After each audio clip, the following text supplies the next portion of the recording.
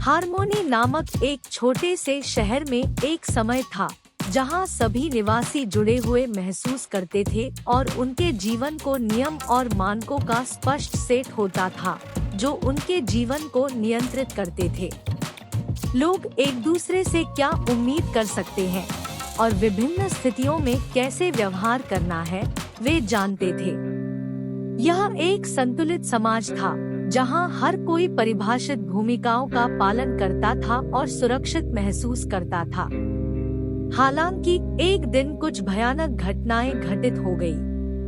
प्राकृतिक आपदाओं और आर्थिक संकटों जैसे घटनाक्रमों की एक सीरीज ने हारमोनी को हिला दिया। जो नियम पहले स्पष्ट थे वे अब वैसे ही लागू नहीं होते थे। लोग अपने रोजगार हार गए, परिवार टूट गए और जो पहले समुदाय भावना थी अब टूट रही थी। इस समय अनोमना हारमोनी में प्रवेश करने लगा। अनोमना एक सामाजिक नियमों और मूल्यों की विघटन की भावना है जिससे अवसान और उद्देश्य की कमी की ओर जा सकता है। शहर में लोग खो गए और यह नहीं जानते थे कि वे कैसे कार्रवाई करनी चाहिए या किससे मदद मांगनी चाहिए। दरकहेम समाज के ज्ञाता दृष्टिकोण के व्यक्ति ने इसे अनोमना के उदाहरण के रूप में देखा। उन्होंने समझा कि स्पष्ट सामाजिक नियमों की कमी और सामाजिक समरसता की विघटन शहर में पीड़ा और भ्रम का कारण थे। इस बिंदु से उन्होंने समझने का संकल्प किया कि अनोमना समाजों को कैसे प्रभावित करता है और हारमोनी में संतुलन को कैसे पुनर्स्थापित किया जा सकता है।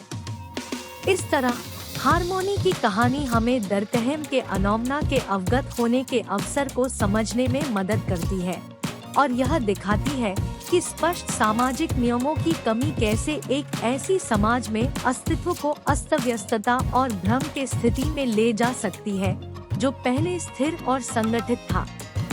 जब हारमोनी में अनोमी के प्रभावों को ध्यान से देखने के बाद दुर्कहेम सामाजिक संतुलन को पुनर्स्थापित करने और शहर में एकता को पुनर्निर्माण करने के लिए एक थकला नहीं मानने वाले प्रशंसक बन गए। उन्होंने अपने खोज के परिणामों को समुदाय के नेताओं के साथ साझा किया और समस्या का समाधान करने के लिए ठोस कदमों की प्रस्तावना की।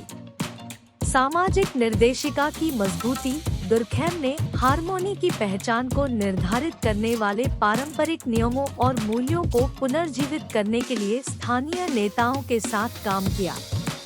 शिक्षा कार्यक्रमों और सार्वजनिक अभियानों के माध्यम से उन्होंने दिनचर्या में इन निर्देशिकाओं की महत्वपूर्णता को पुनः स्पष्ट किया। संरचनात्मक सामरी।